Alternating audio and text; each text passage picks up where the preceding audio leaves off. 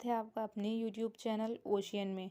आज हम लोग महादेवी वर्मा जी द्वारा रचित गीत मैं नीर भरी दुख की बदली की व्याख्या देखेंगे, जो कि इनके काव्य संग्रह सांध्य गीत से लिया गया है।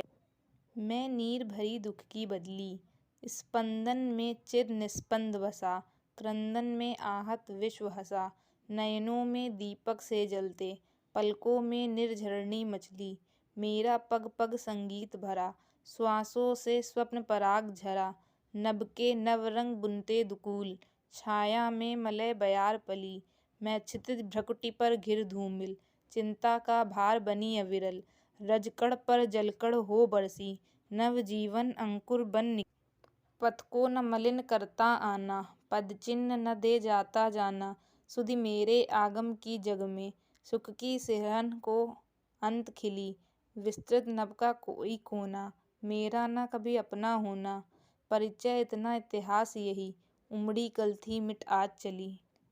इस गीत में महादेवी वर्मा जी स्त्रियों की दशा का वर्णन करती हैं। इस गीत में महादेवी वर्मा जी अपनी तुलना जल से भरी हुई उस बदली से करती हैं जो बरसने के लिए व्याकुल है। मैं नीर भरी दुख की बदली, यहाँ पर मैं शब्द महादेवी वर्मा जी ने अपने लिए प्रयोग किया है कि मैं नीर जल से भरी दुख की बदली हूँ।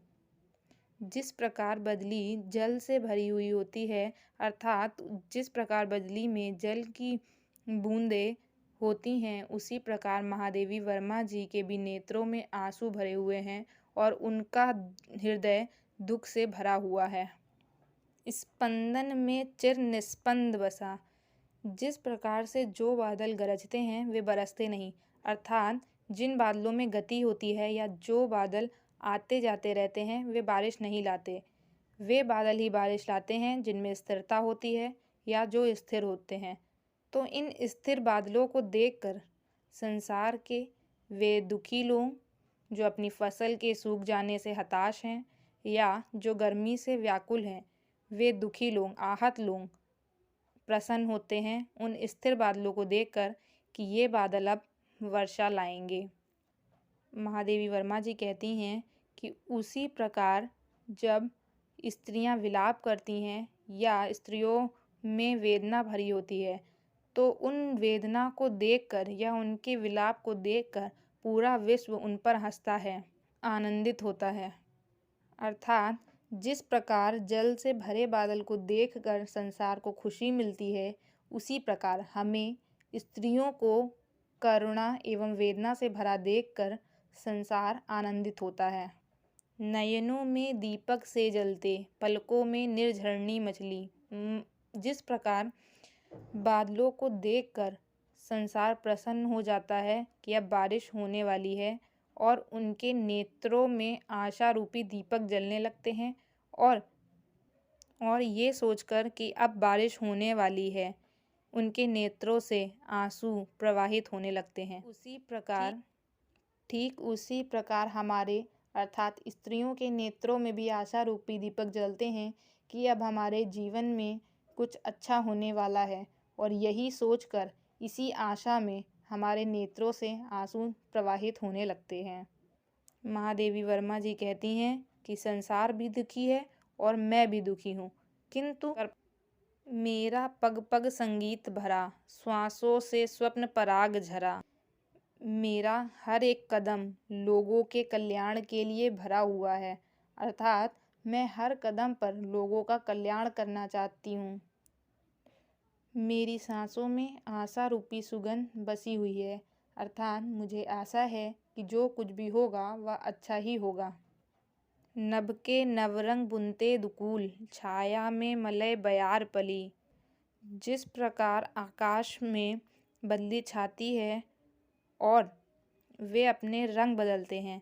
यदि बदली के पीछे सूर्य होता है तो वह काले रंग की हो जाती है, यदि आधा सूर्य बदली से दिखता है तो वे केसरी रंग की हो जाती है। कहने का तात्पर्य यह है कि जिस प्रकार आकाश में बदली छाती है और अपने रंगों को बदलती रहती है, ठीक उसी प्रकार मेरे जीवन की भी परिस्थितियाँ रंग बदलती हैं, अर्थात कभी हमारे जीवन में उतार चढ़ाव आते हैं, अर्थात कभी खुशियाँ आती हैं तो कभी अवसाद आते हैं। मलय, यहाँ पर मलय का तात्पर्य पर्वत से लिया गया है, जो कि दक्षिण भारत में पाया जाता है।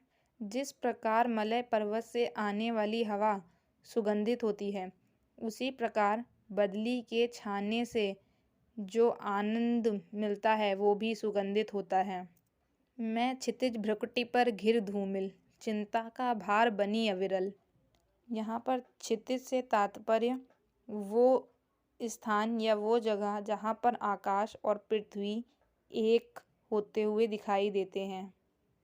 महादेवी वर्मा जी कहती हैं कि चिंताएं हमारे मस्तिष्क में उसी प्रकार बोझ बनी होती हैं जिस प्रकार जल से भरा हुआ बादल आकाश रूपी क्षितिज पर बोझ बना होता है। भ्रुकुटि अर्थात भौवें। सरल शब्दों में, जिस प्रकार से बादल क्षितिज पर बोझ है, वैसे संसार की चिंताएं मेरे मस्तिष्क पर बोझ बनी हुई हैं। जिस प्रकार बारिश के हो जाने से क्षितिज का बोझ हल्का हो जाता है, ठीक उसी प्रकार मेरे नेत्रों से आंसू निकल जाने पर मेरे मन और मस्तिष्क का बोझ हल्का हो जाता है। रज कण पर जलकण हो बरसी, नव जीवन अंकुर बन निकली। कण, जिस प्रकार धूल अर्थात जिस प्रकार मिट्टी पर बारिश जल के कण पड़ने से या जिस प्रकार मिट्टी पर जल की बूंदें पड़ने से धरती में जो बीज होते हैं वो नए नए प्रकार के पौधे उत्पन्न होते हैं। जो बीज होते हैं वो नए नए प्रकार के पौधे उत्पन्न करते हैं या अंकुरित हो जाते हैं। जिस प्रकार धूल के कणों पर जल की बूंदें पड़ने से धरती में जो छिपे हुए बीज हैं उनसे नए अंकुर फूटते हैं, ठीक उसी प्रकार आंसू के रूप में चिंता जब मस्तिष्क से हट जाती है तो मेरे जीवन में नए नए विचार प्रवाहित होते हैं, अर्थात मेरे जीवन में नए विचारों का आगमन होता है।